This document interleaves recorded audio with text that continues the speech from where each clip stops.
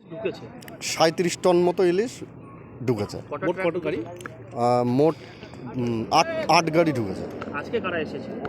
আজকে আমাদের Bangladesh high commissioner এসেছিলেন, এলপিআই ম্যানেজার সহ আরও কিছু ওনাদের ডিপার্টমেন্টের অফিসাররা, বিএসএফের সিও সহ সবাই ছিলেন।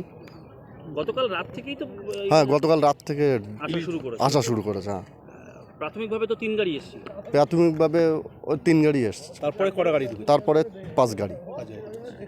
আজকে থেকে কি মার্কেটে বেরোবে? হ্যাঁ, আজ থেকে মার্কেটে অ্যাভেলেবেল পাওয়া যাবে। মানে এখান থেকে পেট্রাপোল থেকে আজকে বেরোচ্ছে, হ্যাঁ, পেট্রোল থেকে আজকে বেরোবে, যে মার্কেটে পৌঁছাবে পশ্চিমবঙ্গের সমস্ত মার্কেটে পাওয়া যাবে আশা করি। কত ওয়েটের মাছ আছে এখানে 1 কিলো, 1 কিলো আপ। বাজার দর কেমন হবে?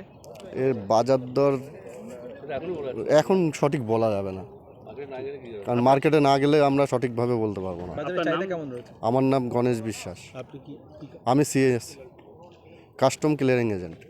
আচ্ছা।